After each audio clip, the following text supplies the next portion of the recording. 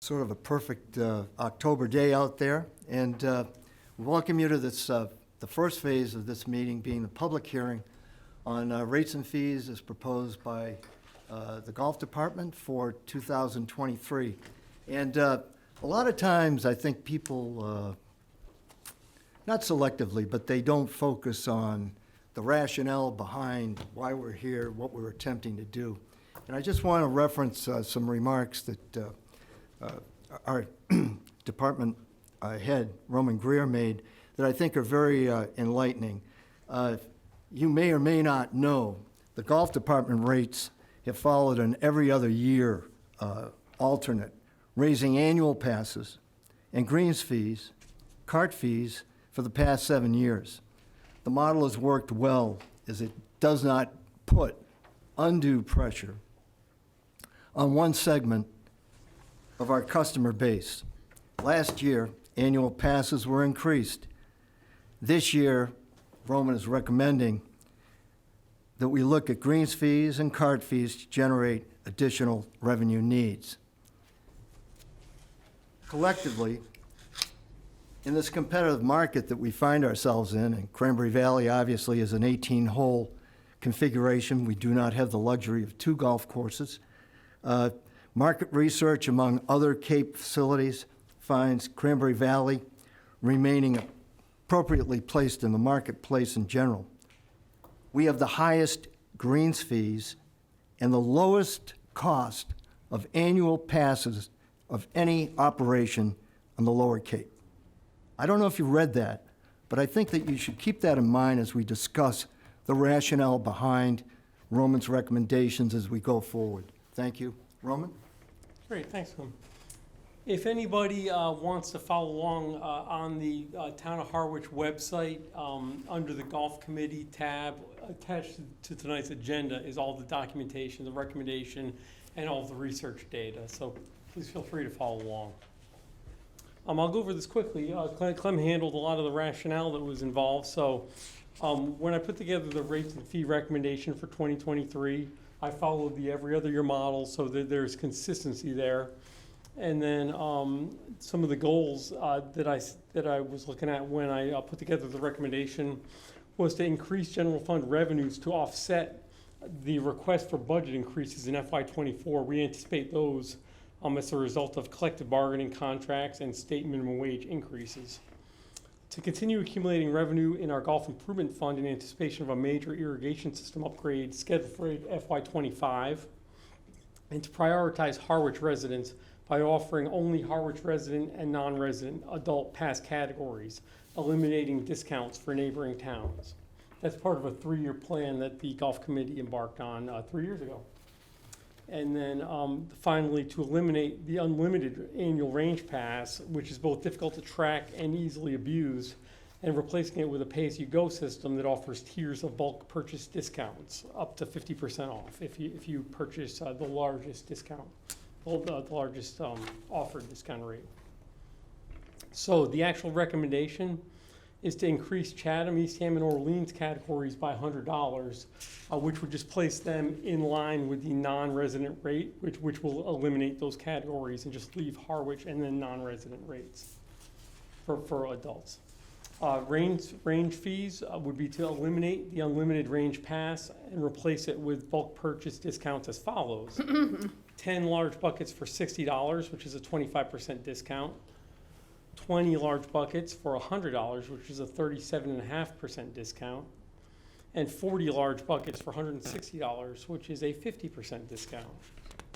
And then as far as greens fees and cart fees go, increase the prime time greens fees by $6. That's the morning block of public tee times in the summer. Adjust dates on the early spring weekend greens fees. That's just a little date maintenance. Increase midday rates for both weekday and weekend in summer by $1, and increase both public and annual pass holder 18-hole cart rates by $1. And the possible potential revenue impact is about positive $75,000 on that. I think the first version of our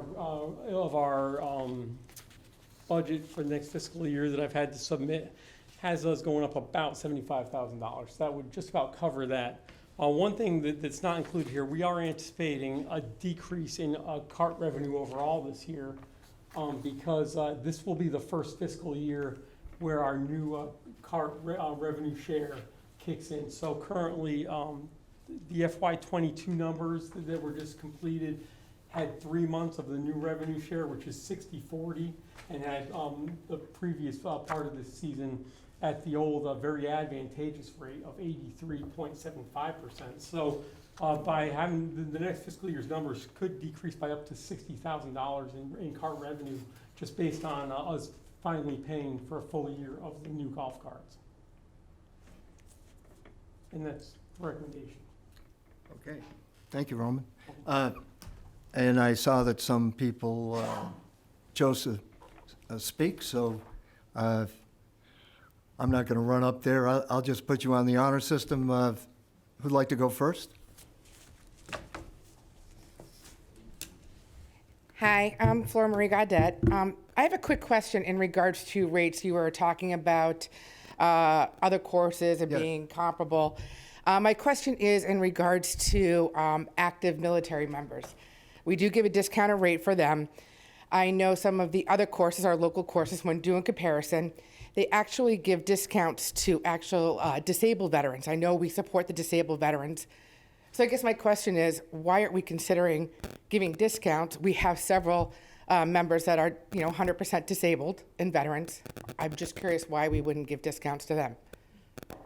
I believe that's something the committee should consider. Okay. That was my quick Thank you. question. Thank you. Yes. It's not that we're eliminating your input, but the idea is that you speak, we listen. So, Perfect. thank you. Thank Okay. you.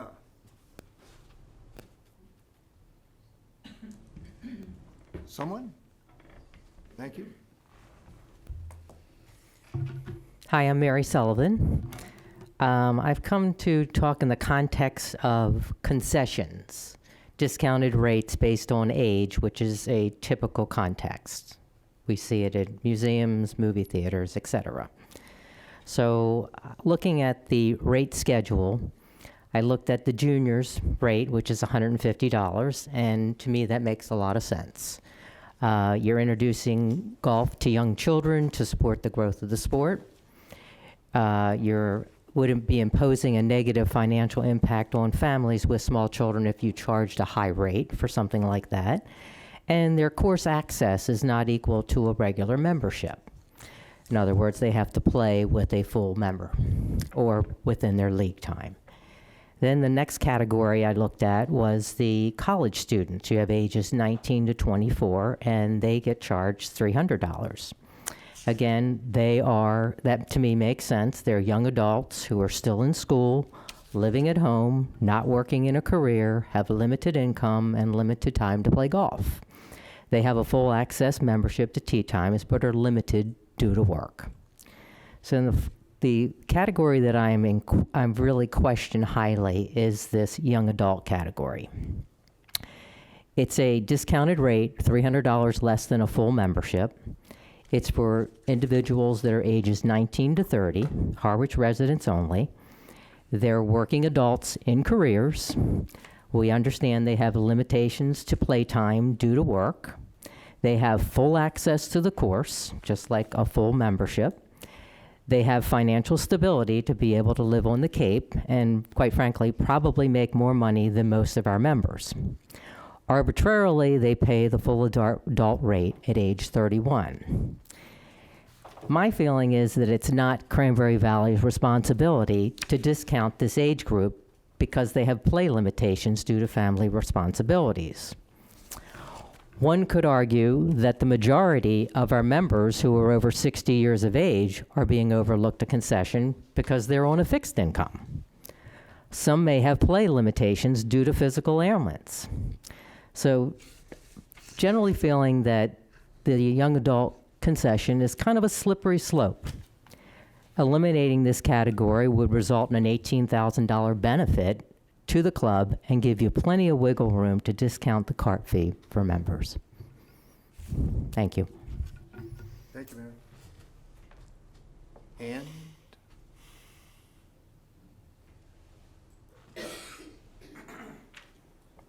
I think most of you people know me. I'm Bridget Hippler. I was past chairman of the golf committee.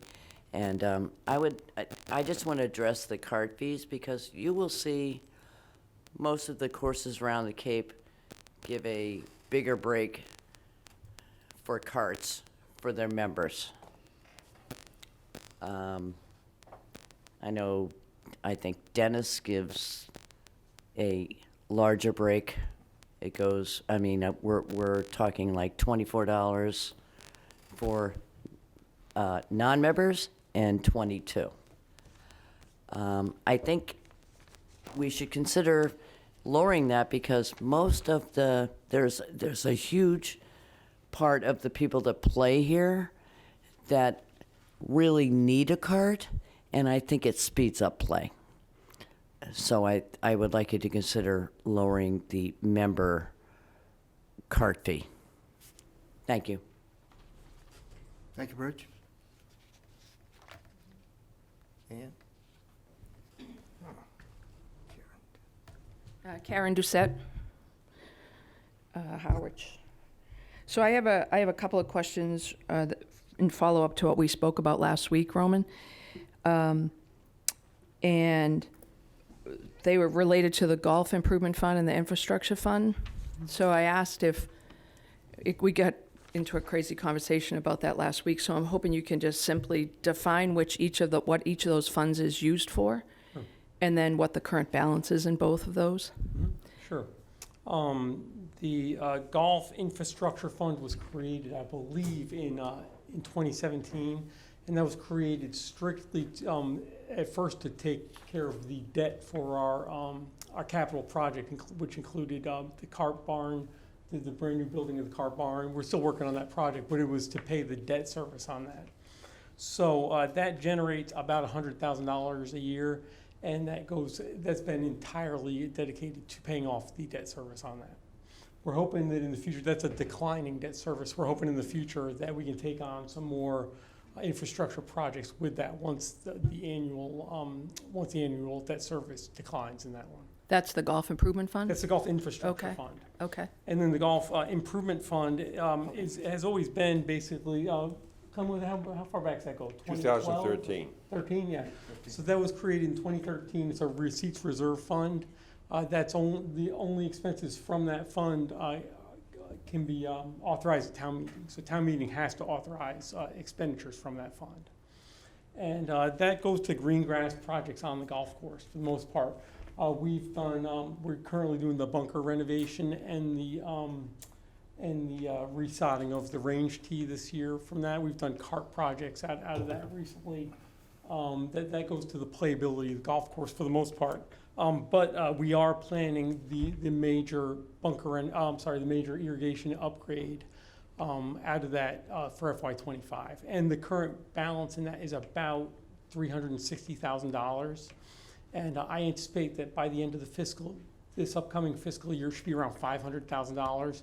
So we're hoping to significantly I'll work with the finance director on this, but I dealt a lot with Carol Coppola with planning that, which is basically to see how much money we can put down to reduce the length of time we'll have on debt for that irrigation project, because it's been estimated at about $1.2 million.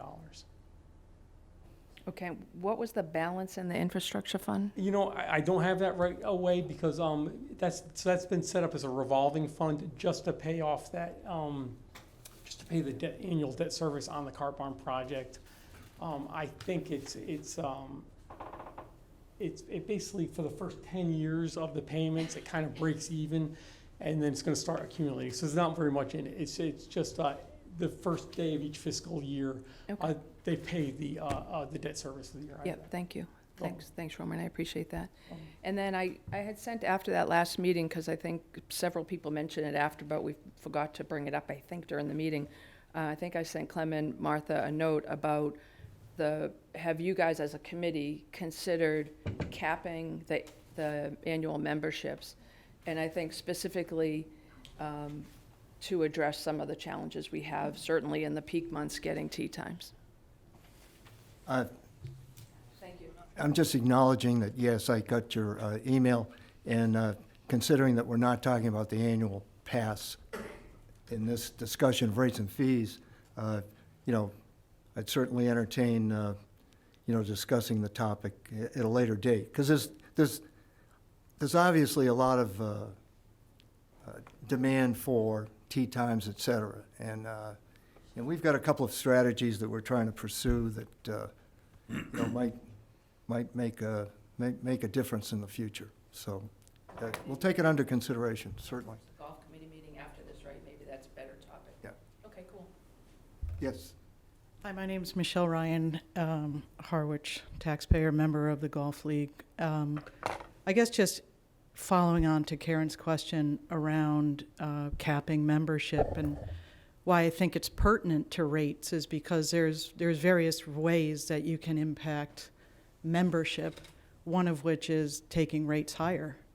And so I think it's, you know, like, I can offer probably 10 ideas, but I'm not trying to problem solve it for the committee, but I think it is a very pertinent discussion in the context of rate setting, because that will impact how many new members choose to come in, as well as, you know, you can just put higher rates on new members, you can put higher rates on everybody, which will cause some to leave. So I don't think it's a conversation that is best taken outside of the rates. I think they go together.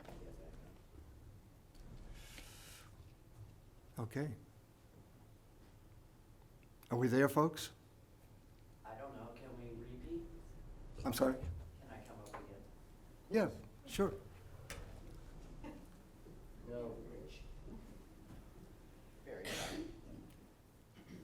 No. Yeah, I would have to agree with what she brought up. We are like going nuts with selling memberships. That impacts only our outside play, but the people that actually support the golf course every day and buy carts and they're in leagues. It's getting out of control, I think. I think we need a number to cap it at, because we have one course. Captain's has two. They have capped theirs at 1,800. They have two courses, we have one, and I'm pretty sure we have almost 1,200 members right now, which is, okay, 1,400. Whatever the number is, Rowan, you would know that. I just think we are getting pushed out of opportunities to play. I know everybody wants to get the outside play in for the additional revenue, but we're the ones that show up all the time. And this is an asset to us as well as the community. And if we get discouraged and say, well, screw this, I'm not joining anymore because I can't get a tee time, it's really has gotten very frustrating. And I just want you all to know that. I'm sure everybody here has experienced it. And I just think we're getting pushed out to the side as far as opportunities to play are. I know the Chelsea system works. However, if there's that many members, how can it work properly? Thank you. Can I ask a question? Yes. So based on that thinking, Roman, is that a metric that you keep track of in terms of the percentage of members that are in overflow over the course of the season? I mean, how do you manage that data? Yeah, so, I run that report every day, and not necessarily keeping track of it, but when we've had actually a decreasing amount since the height of the pandemic. At the height of the pandemic, we saw, we used to never see people on overflow other than holiday weekends before the pandemic. When the pandemic hit, we had 40 to 50 people on the overflow list every day. These days on busy weekends and stuff, we'll have 10 or 15 or so, but not too many. Well, what the metric is that we work on is the golf course used to have a 50-50 split in tee times and tee time distribution between members and non-members. And what we've done is swung that based on annual pass sales. We've swung that more towards annual pass holders, to where the actual distribution right now is 60% on weekends are annual pass holder tee times that are protected, and during the week 70% other than league days, and then league days are even higher. So annual pass holders have about 72% of the tee times protected for them, and then and then the plan for next year that I'm going to present next month when I present a plan for a schedule. The plan there is to look at increasing even more, up to, I don't even know the percent yet, but increasing based on the increasing size of our annual pass holders. So I'm sure that over the summer, you probably, while you're looking at this report, you see a higher rate of overflow because of the demand. Because right now, I'm sure the demand isn't quite as great because there, a lot of people have left and gone to warmer climates, et cetera. So any estimates on what that looks like over the summer in terms of overflow? Yeah, so it's, I mean, every day is different, but in general, one thing that I do look at is how many points for average. The Chelsea system places groups based on how many points the group has on average. And so if you have 4 points, you get a tee time basically. But beyond 4 points, you have to be a little more flexible. So beyond 4 points, chances are you may get an afternoon tee time as opposed to a morning tee time. That's kind of what we look at is how many points on average get you put on the overflow list.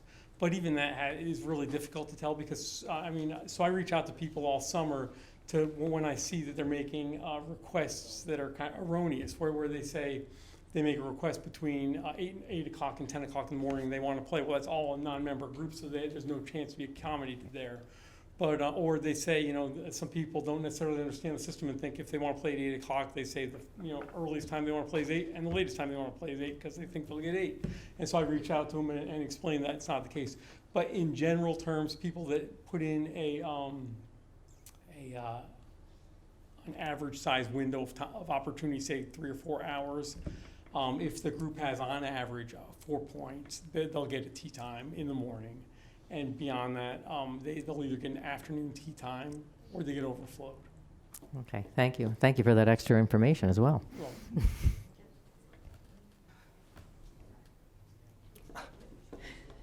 It's you again. I know. It's okay. I promise won't ask questions. In regards to the points, I know we have obviously several ladies and men that participate in the leagues, and we get assessed points. I mean, is there any way to look at that so that we can no longer have points moving forward that would open up the opportunity for us to make tee times other than playing in ladies and men's leagues? So that's something maybe to consider. Get rid of that point. Thank you.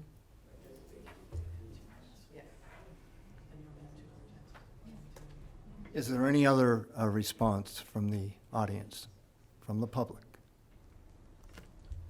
That being said, I'd entertain a motion to adjourn the public hearing on rates and fees at 4:24. So moved. Okay, We're not going to talk about it as a committee? we're going into our meeting. Oh, okay, Okay. got it. So, Understood. I'll Second. take, I've got a second. Any discussion?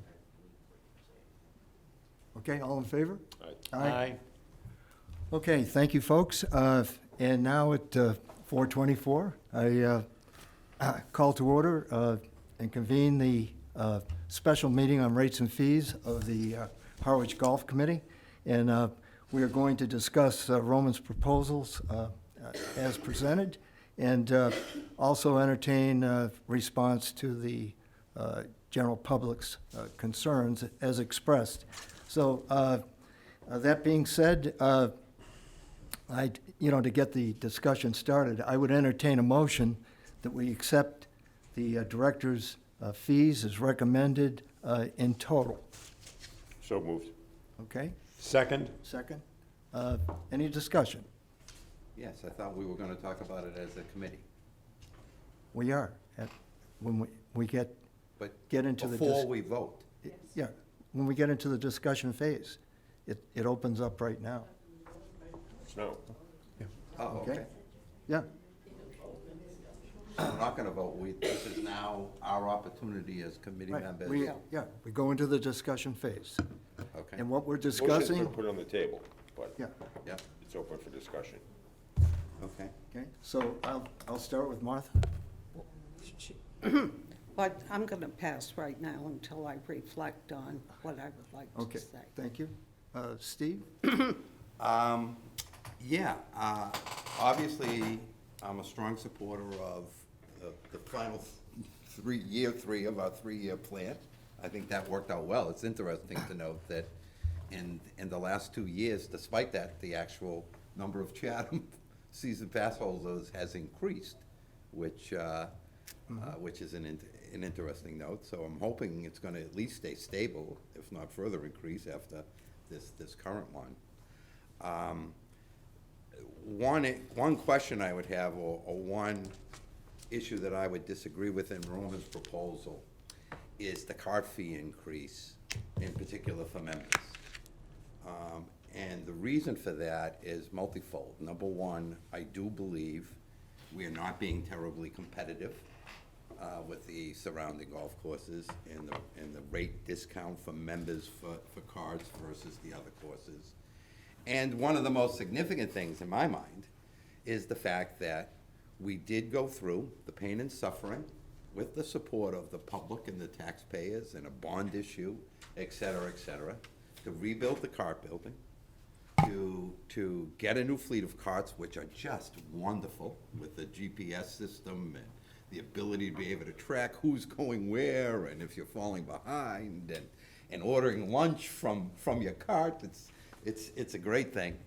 But we also did the solar field and the solar panels on the roof of the cart barn, which, as proposed, was meant, once fully implemented, wholly cover all of the electrical costs of the operation of the golf course. I believe, and probably have even some excess energy left over that we could, quote-unquote, sell back to Eversource on behalf of the town. Last year, we spent over $70,000 on electricity.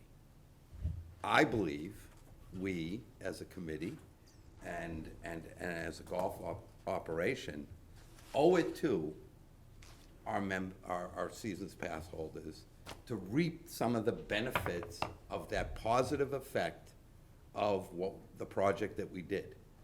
And if we're gonna reduce expenses on electricity alone by over $70,000, we certainly can afford the decreased revenue for the cart fees, even if we offered like a $2, $3 discount for members on the carts. I mean, if you do the math, the $1 increase between both members and public is estimated at $8,900 and change. Even if you looked at that in total, if we reduce the cost to members for the carts by $2 from its current rate, you're talking about a revenue reduction of $27,000, or less than $27,000, because I'm not suggesting that we don't increase the rate for the public by $1. So max, you're talking $27,000 worst case. And if we're gonna save over $70,000 on electricity, it's still a net revenue gain for the operation of the golf course. And it shows that doing the strategic planning, doing the projects that make sense for the environment, for being a current, closer to state-of-the-art golf course, and the pain and suffering that the people go through and the members go through, that they get some of the benefits. And I think we owe that when we were touting the Cart Barn project and the solar field project, we sold it to the community, including the paying public and the taxpayers, that those were going to be some of the benefits, that we were going to actually save money in the long term. Why we're not passing that savings on to the people of Harwich that supported that project, now that we've actually have it completed and are going to see those results, just seems disingenuous to me. So I would propose a reduction of at least a couple of bucks on the card fee for annual pass holders. Okay? I agree. I'm going to go in order. Carol, could I ask for your remarks in general? Sure. Okay. In general, Well, I I'd mean- like to, I was going to speak to Steve's suggestion. I'm in total agreement with his suggestion. $2, in fact, reducing the member fees by $2 would even have probably less of an impact. If it's $8 for members and non-members for $1, you know, it's members are, let's just say half. So we're like talking 16,000. And really, in the scheme of all of what we are budgeting, it is minor. It is really a minor consideration. You gave some suggestions of the rationale. I agree with that as well. I think an increase could even potentially have people not use a cart, decide to walk, thinking this is a little bit much. I happen to be one of them. On the other hand, I have more reason to have to use a cart these days. Yeah, I think that would be a wonderful bonus, and it also does tie into other courses and what they're doing for their membership. So that is one area I agree with, and in addition to that, Roman did bring up a point which I did think was worth looking into, and that, and you did too, Paul, that in our last meeting, contractually, are we obliged to a certain rate, a certain increase? And in looking at what I believe is the contract, there is no such obligation on our part. Is that Roman? your understanding as well, No, Roman? it's not. So the 60-40 revenue share split that we have with five-star golf cars, Easy Go, was based on financials, based on our current rate structure, and in anticipation that we would regularly go up in rate as norm in the golf business. But it doesn't say that. No, but just to check, because I told you I'd check. I did check with Five Star, and they would have they would take exception to any decrease in rates to the point where they said first thing they would do is send a letter to the selectmen, and what they would they said. I said, you know, I told them what are some of the options there. They said they could break the lease, or they could remove the GPS from the carts, because the carts contract was built around the current rate structure and anticipated revenues. I find that And then in the contract, they do have the right to break the contract. But any party has a right to Yeah. break the Well, contract. Perhaps we should have our town attorney look at the contract. at If this is the right contract, it sure doesn't seem to say that. And I'm not an attorney, so I would bow to our town's attorney, but gosh, it just talks about a 60-40 split, and okay. Could I speak, Clem, now? Yes. Thank you.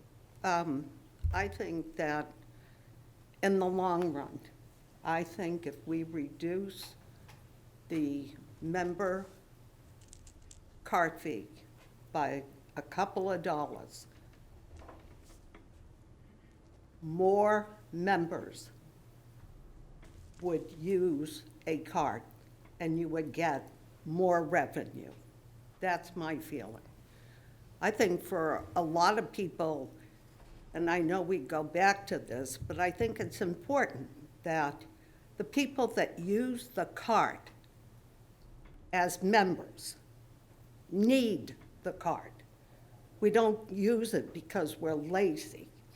It's because we have some physical disability, or it's age. And why should we be discriminated? It goes back to also talking about discrimination in regard to young adult fees. I mean, there is no reason why young adults should be from 19 to 24, and that we could raise more revenue by charging adults that are 25 to 30, $860. That is nothing. They will go out and play wherever for $200, $300, and no problem. So I think it's really important that we think of the members. Okay, I want to get, that's why I was going around the table. Carol, do you have anything to add to specific areas of the rates and fees, other than what you just shared with us? Well, I think that just in general, and it won't be for this discussion and this vote, we ought to explore over the next year the possibility of capping, just as an idea. I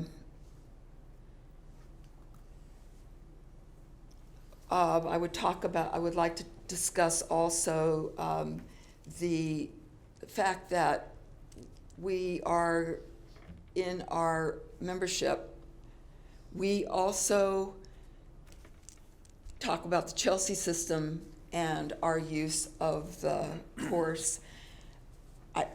I will speak for myself and for a couple of people that I had spoken to over the past couple of weeks.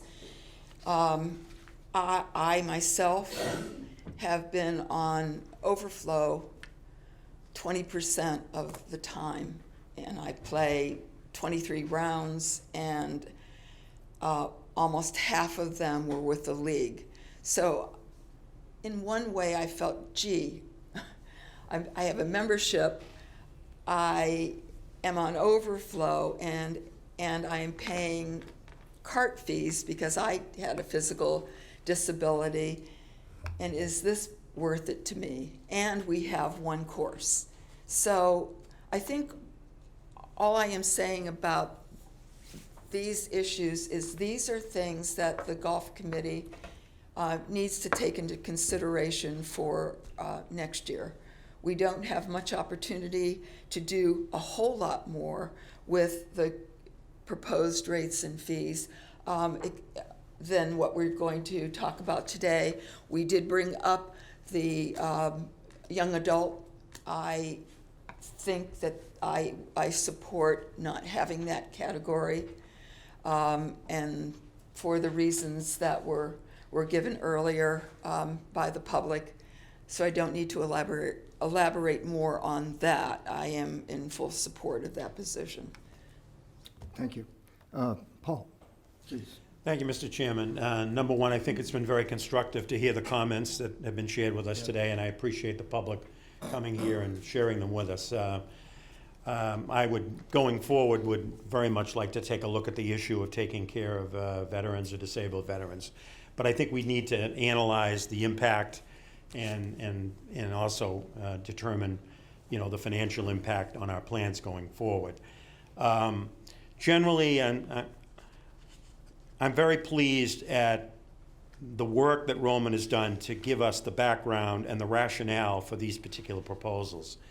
And based upon that, we need solid and stable, predictable incomes. And we certainly can consider, and we should, the very positive and constructive comments that have been made today.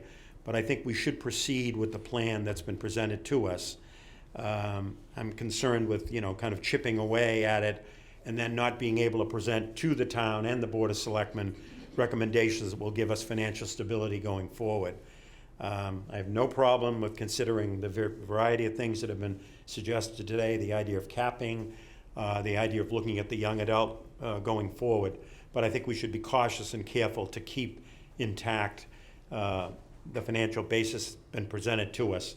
And I respect Steve's comments certainly about the issue of giving back. It's somewhat speculative as to what we're actually going to achieve in terms of the new system of producing electricity. Hopefully and positively, I hope that it reaches the goal that he shared with us and was presented apparently when we first came forward with this idea. But I think we just need to see hard facts and information. Data. And I continue to be concerned about the contractual issue and would appreciate continued updates in that regard.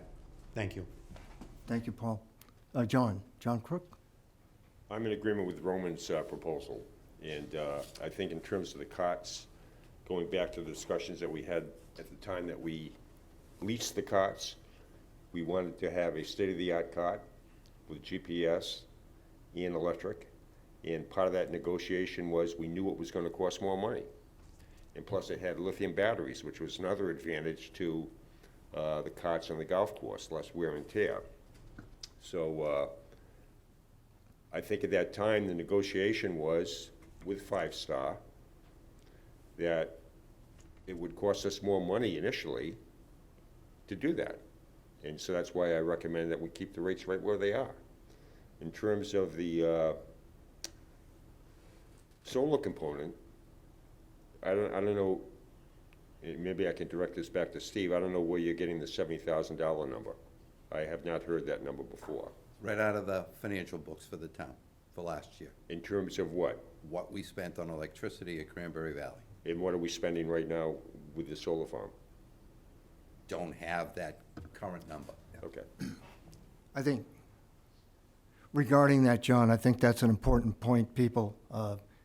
At this point in time, we do not have the audit as such as far as production and kilowatt hours in an aggregate summation of just what the impact is of the system. We can project, but we don't have any hard data to support that. So I think at this point in time, to your point, it's What? something to consider. I think at the time, there was a discussion in terms of would the solar farm pay for the electricity in recharging the cots? We all agreed that was primary number one. Primary two, the additional savings was basically going into the bucket, the town bucket, and how it's almost like the same bucket that we have with indirect cost. I mean, it goes to the town and they allocate those dollars. So once again, I think your request would be similar to what you were saying the other day in terms of what happens with the indirect cost. Yes. It gets redistributed to the town. Yes, yes and no, and. So it's going to the town. I mean, so, again, we have the infamous bucket. I mean, I've looked at the numbers.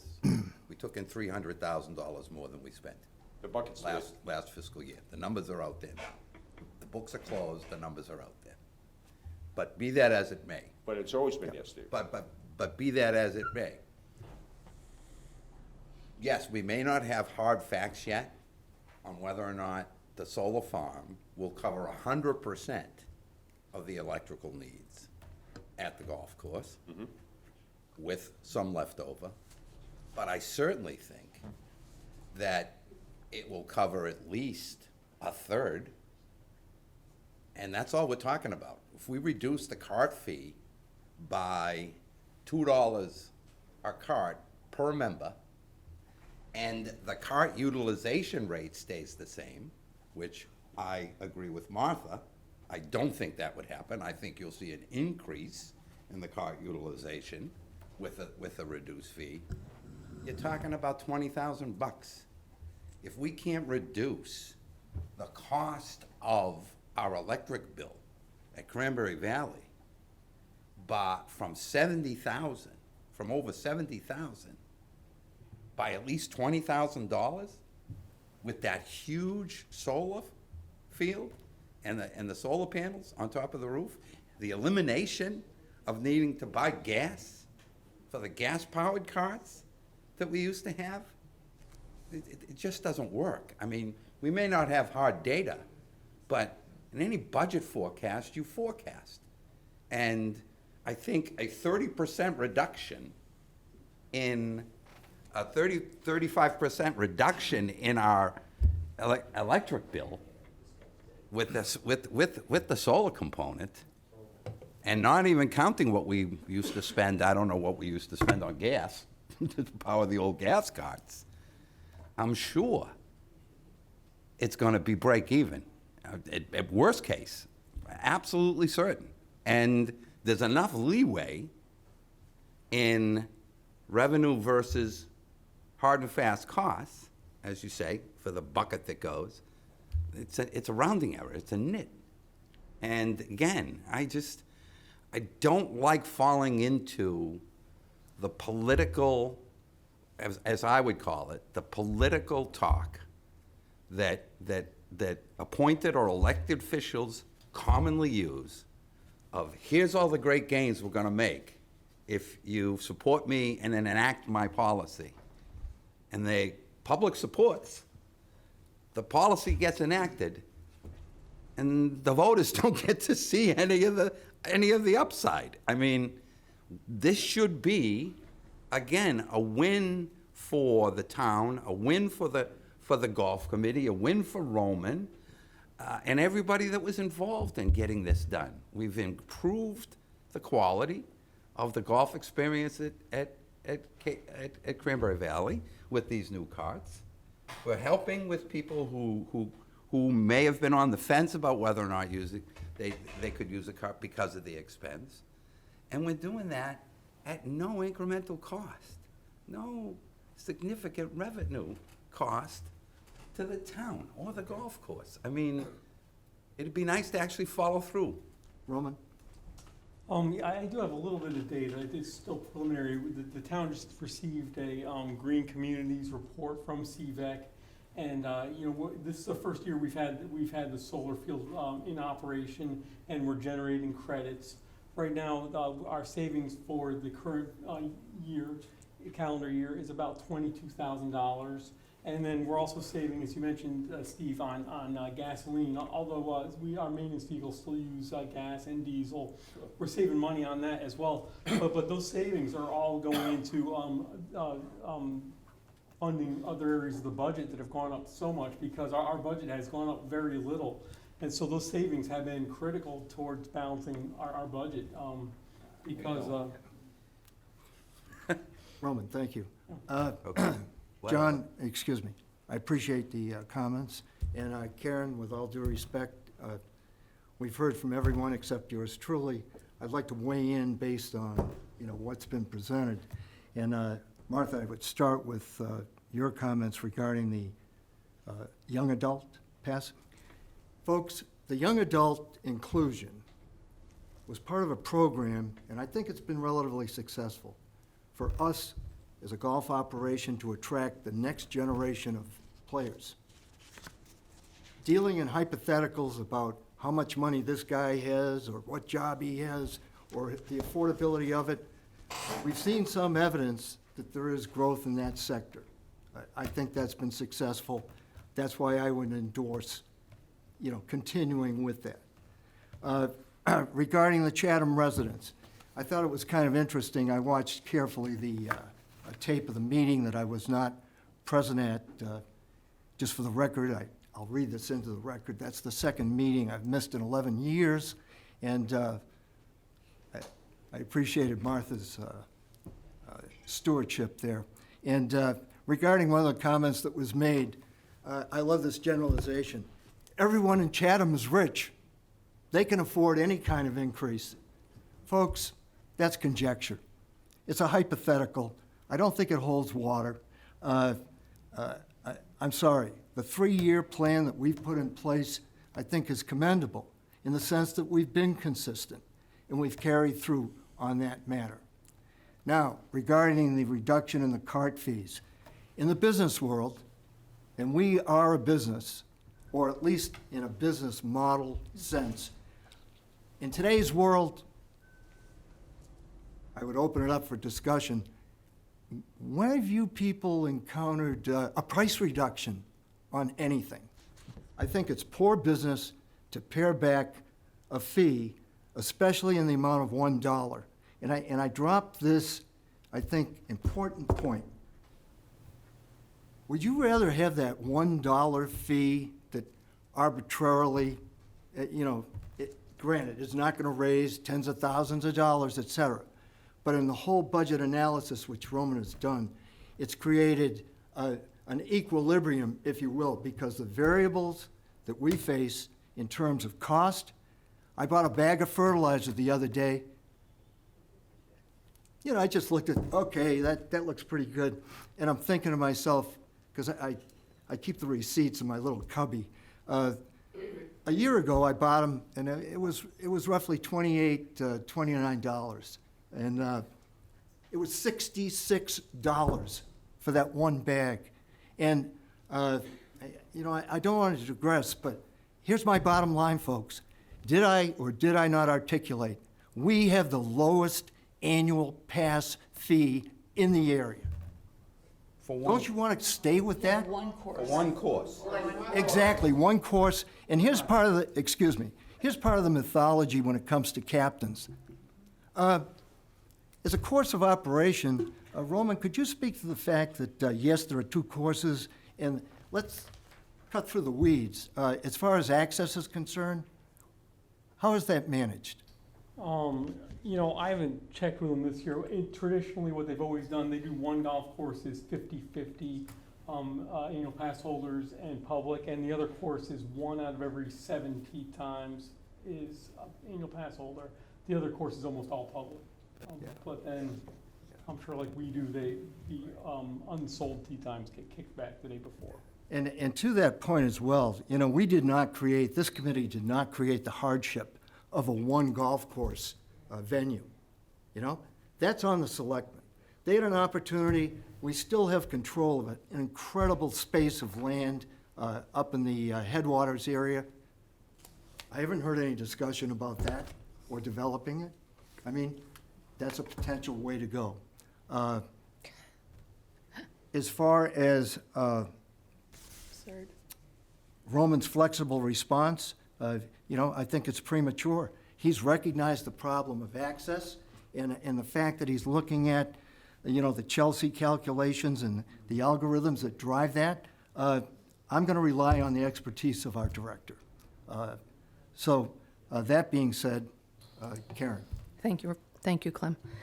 So my questions, I just wanted to get back to the cart thing just really quick. So I get, there's no opportunity to decrease prices. I get all that, at least right now, and I think you guys should undertake all the suggestions about the contract and having a lawyer look at it and all that stuff this year. You guys, I really support you guys working on a lot of this stuff. So I get that you can't decrease them, but you sure as hell have the opportunity to not increase them right now.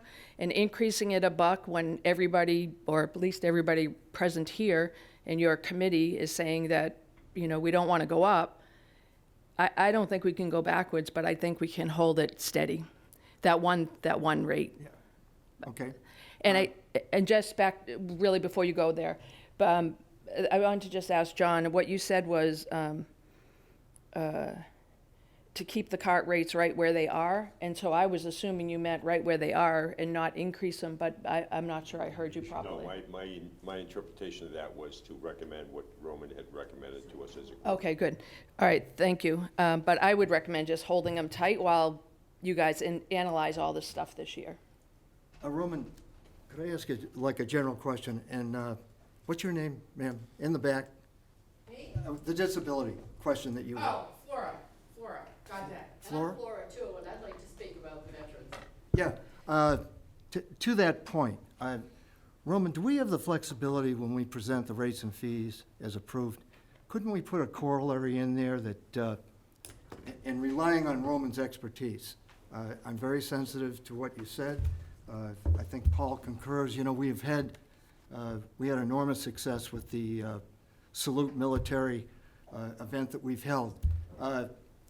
To that point, could we not put a corollary in there that based on analysis by you at a later date that we could announce a fee accommodation for,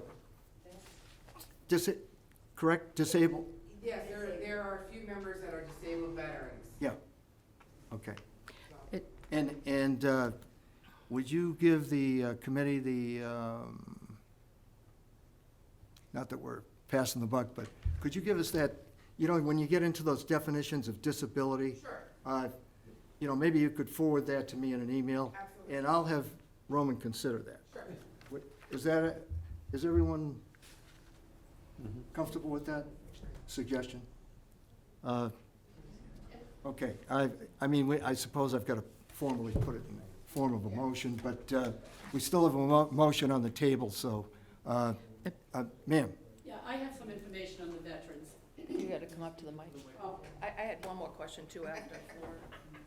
Yeah, Hi, my name is Flora Gaudette, and I'm very familiar with the veterans. thank you. Excuse me. Other courses are offering up to 10% discount for the veterans, disabled veterans. I know you run, when you run the Veterans Affair at Cranberry, what do they pay for the cart fees and costs there? That's a comp day. For the- Okay. there's no charge. So you've got, in Cranberry Valley, I know of many veterans and a couple of really disabled veterans.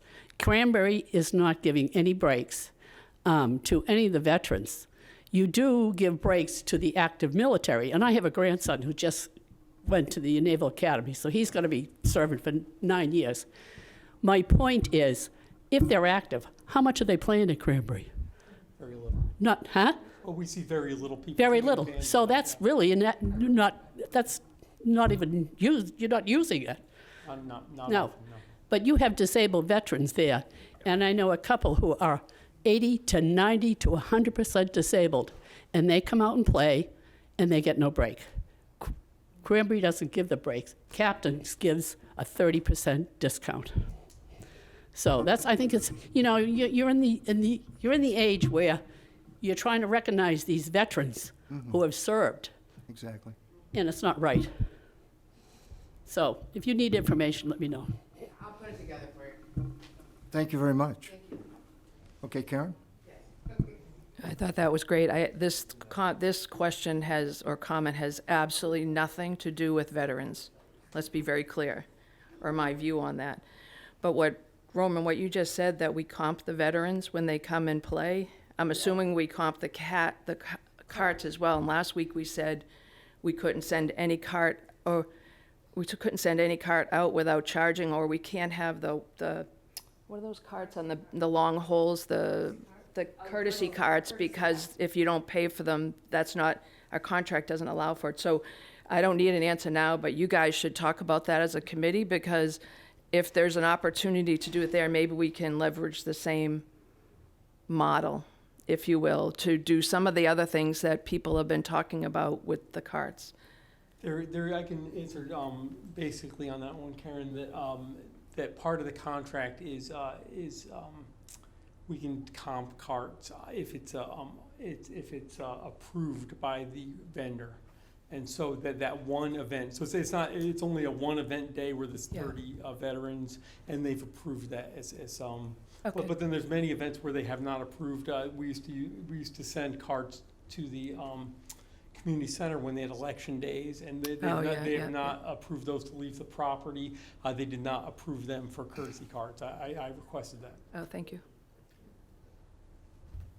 Kate has I Thank think you. it's Oh, Carol, responsive. sorry. Roman, to just elaborate on that point, but there are carts that are comped. For example, when we went out with the agronomist, we went out and we did not pay for our carts. We were all on them. And I think that there are probably some other incidents, other events perhaps, where people were going out without paying for a cart. Maybe you got approval in advance, but perhaps you could take one of the issues that we asked you about and appeal to the company about that. Would that be possible? I could. So I have appealed to the company on the courtesy carts. I don't know. They have generally given permission for events like the USGA situation. But if if any situation does come up, yeah, I can ask them for special consideration, sure. Cool. Thank you, Roman. I have one last question. Relative to John's comment on the more, and if I don't get this right, John, please correct me, but I think the more we make, the more we can push into the town indirect fund there. You know what I mean? Like increasing stuff, The difference between revenue and cost. yeah, and so we're this year, I know, Roman, you reported, we're going to be well in excess of 600,000 or more that we're pushing over to the town indirect funds, which if reducing that by 20 grand made a whole lot of members and people happy, then I think we should do it. That's just my thing. I think that's an opportunity. It's not we got to keep making more and making more and making more. And given, granted, I mean, we live in this town, right? So the more that goes in there, I guess the better off we all are, maybe. But selfishly from a golf course usage standpoint and all of that stuff, there's opportunities. And I think making people happy, doing a good thing on behalf of your members is equally important, if not more important. So that's all I have to say. But I do think there's a hell of a lot of money that we're pushing into the town general fund that maybe we could pull back just a little bit and use it for some of these things we're talking about. Thank you. Okay, any other points of discussion? I just have a question. I have a question. Where does it say in our contract with the carts, and how would they keep track of what's comped and what is not? Well, they can monitor every cart on the golf course now, so they have metrics where they can see how many rounds, and then we have a monthly accounting with them where we pay them for the rounds on the golf course. So they have are nothing watching else to every do. cart that goes out of there, and they know if it's been paid for or not? Yeah, well, I mean, so they can easily track the number of rounds, absolutely. And then they know exactly how many rounds that we are paying them for and that we're declaring. That's scary. It's really scary. Yeah, I have a question about that. So often I can see there are 4 guys out playing golf and 4 guys in 4 carts. So you're getting half the price of a cart versus putting people together in carts. Or I'll see, 2 people each in their own cart, 2 people walking. So why aren't we sort of taking advantage of consolidating people in carts? It seems like that may be an area of lost revenue. We absolutely do. So, I mean, our policy is 2 carts maximum per foursome, and we pair people up in carts. There are some rare situations where, so-and-so is wearing his mask because he had COVID, or so-and-so smokes a cigarette up a hole so nobody will ride with him. And then we do give considerations at those points. But our policy is 2 carts maximum per foursome, and we pair up. Okay, I think that's probably a great policy. Unfortunately, I think it's probably violated a little bit more than one might imagine. So we can maybe think about that piece. Steve? I'd like to react and respond to a couple of points you made, Clem. Yes, using a business model, your pricing structure should be whatever the market will bear. And you look at market analysis and market competitiveness, et cetera, et cetera. We're not a profit organization. It's never meant to be a profit organization. We don't want to make our fee structure based on whatever the market would bear. We want to base our fee structure on seeing to it that there is no financial burden to the taxpayers of Harwich, particularly those who are non-golfers, for the operation of the golf course. It's a different model. Second point, great example you gave of the cost of fertilizer. Absolutely great example. The chances of us, you talked about the fertilizer doubling from one year to the next. The chances of us, of Roman, ever making the request and ever getting it approved to double the budget for the next fiscal year for fertilizer, because, in order to maintain the golf course, because the price of fertilizer has more than doubled, is slim and none based on history. The chance that we've seen a 20% increase in the play on the golf course, which means more wear and tear on the golf course, which you should interpret, in my opinion, that you're gonna need to spend close to that in incremental costs for the maintenance of the golf course. In order to, the more it gets played on, the more wear and tear, the more Roman and his team have to work hard at maintaining the golf course. The chances of Roman getting a 20% budget increase in any one given fiscal year for the maintenance of the golf course is slim and none, the way we do the budgeting and accounting in this town. And so you can't use those corollaries when you're saying we need to raise prices in order to facilitate covering those things, because you're putting all of the burden on the people who are paying for the season's pass. And it's simply, it's not a good corollary. Again, back to this point about the season pass, when I referenced, the plateau that we're at in the town of Harwich, would anybody like to take a guess as to what the real value of that membership is? And this underscores a point that I would make to you, Steve, with all due respect. It's somewhere, okay, and this was projected just a couple of years ago with the advent of COVID and so on. On average, around the Cape, take a guess at $2,000 to $3,000. That was a couple of years ago. If you took this membership into the private market, you people would be paying $4,500 to $5,000. I think you all know it. It's not private. I said, if you drew that kind of comparison, at a minimum. And that's just one person's opinion. Okay.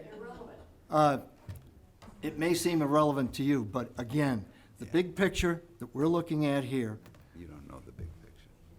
consists of a whole dollar amount that Roman's projected as necessary to balance the budget.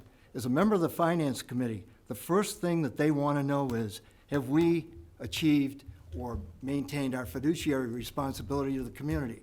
I insist that this does, in fact, that. When's the last time someone, not to disparage your game skills, but when's the last time someone was in a sand trap at Cranberry Valley? Today. Okay. Today. Which hole was it on?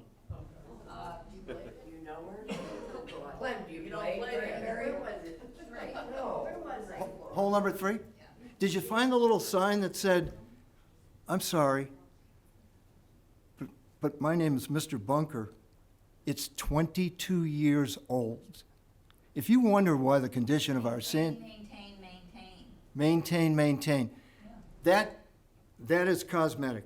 We just entered into a request, and it was approved last night, thankfully, everybody, with Bowditch Construction to do some bunker renovation. And you, I think, will be impressed with the quality of work that's undertaken. But the point is, it's mostly cosmetic. When you do bunker renovations, folks, it includes drainage, it includes aspects of irrigation, as well as replacement of the sand. So what I'm alluding to is that if you get into a bunker project, which I would humbly suggest is on the horizon, there's another $1 million bill that's going to be expended on your behalf. I think we've got to be sensitive to those large-scale projects. In referencing irrigation, last night I presented to the selectmen I didn't get into the weeds and, into the deal, but you may or may not realize, we've got estimates for one sprinkler head that we are looking at by design, $2,500 to $3,000 per unit. So that's why I think it's kind of illusory to suggest that we're banking a lot of cash, that it's going into free cash for the town, and, it's never going to be seen again. Inevitably, we're faced with challenges as we go forward. Just to, as Sean Fernandez would say, just to, keep the apple polished. And in the meeting that I observed, and I don't mean to digress, but Carol led a discussion that I thought had some merit within the clubhouse facilities. I mean, there are expenses, that pale, I think, compared to the $1 request for cart fee. And that's my opinion. Carol, I want to kind of wind this up because I think the committee's... Yeah, you made a reference to the Finance Committee, which I'm on, so I wanted to just make a point. I do think if you look at, as I'm learning more about the golf course financials, I still have some questions out about the golf improvement fund or the infrastructure funds, whatever. We'll get to that, because I don't think those are going to cover a $1.2 million irrigation system in 2 years. I just don't think we'll collect enough to do that, but regardless, that's my own, I'm waiting to see. But from a Finance Committee person, when you say, would they look at this and say, we're doing fine? Yeah, I just said to you, and I don't think I said anything, I said to you, we're making this year in excess of $600,000, maybe $700,000 for what it costs to operate the course. Did I say that right? Yeah, direct budgetary costs. Yeah, I just want to make sure I said it right. So there's an excess of $700,000, and because we're not a private course, we're a public course, we have to break even. So that money, and I know this was an agreement some while back, I've heard, that money would go towards the indirect cost of not only the golf staff, which makes perfect sense, but also to help some of the other groups that are shared services to the golf team or some of the other teams. So that makes sense to me. I'm not saying that we're making money hand over fist. I'm just saying some of that money, that's a lot of money, right? So I wrote this out. So we've gone anywhere from, FY16 over $400,000, and it's gone up and down to the point where over $500,000 last year, almost $700,000 this year. I'm just saying I'm sure if Roman worked with Finance Committee, the Director of Finance, and people like that to do certain things, like to say, could we hold back a little bit of that money? Maybe that's possible. I don't know if it is, but I'm saying that's somewhere to look. That's a bucket of money that's going, and maybe they'll say, no, it all has to go to indirect, and we have to find a different source for the fund some of these projects. That's fine too. But I just wanted to be clearer. Hopefully I'm not more confusing, but I do think this looks good from a financial standpoint, but there's a whole lot of stuff under the covers that we need to look at. That's $600,000 this year. The infrastructure fund, the golf improvement fund, because the money goes to support those two funds. That comes from our memberships, right? So, which I don't disagree with. I'm just saying there's more to look at than just the big numbers. There's a lot more underneath that. Thank you. Ma'am?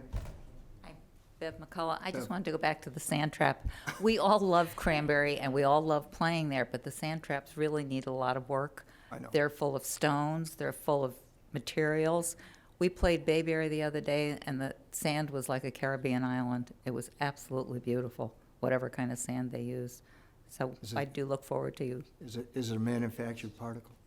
No, it just looked like beach sand. It was beautiful. It was white, it was fluffy, it was great sand. Well, I just... I'm not a sandy knowledge of sand, but it was great sand.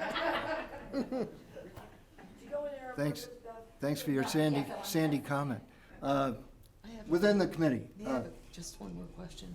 When it comes time for us to vote on the motion, are we able to extract a component out of that? Or do we have to vote on the motion all or nothing? I've asked, and I presented the motion in an all or nothing manner. I think that, and that's why I've, rendered the thoughts that I have this is part of an overall package that Roman has developed. And, as I said, I feel that collectively it accomplishes what Roman is trying to do for the public as well. So, more discussion, or we call a vote? In that case, without comment, I'd like to call a vote. We got a hand up back there. Bridget, I'm in the midst of, make it quick, please. Sorry, Clem, you're gonna have to wait. I just want to remind you all that you are advisory, and whatever you vote on is fine and dandy, but Roman has this final word on it, so your recommendation would be so noted. I think this committee is well aware of that particular. I think you should be after Don Howe spoke to you. We are. I just want to reiterate that. You're making a recommendation, and I want you to make sure you all know that. We're completely aware of that. So I'd like to proceed with a roll call vote, and Martha Duffy? No. No. Steve? No. Carol? No. Paul? Yes. Yes. And yes from the chair. So it's a tie vote. The motion does not pass. So, Roman, you will be presenting to the selectmen your recommendations for rates and fees, unfortunately without the endorsement of the committee. And it's certainly understood as far as, people's positions within the group, but, that's all I have to say. I'd entertain a motion to adjourn. So move. Okay. Second? Second. Second, thank you, Carol. All in favor? Aye. Thank you.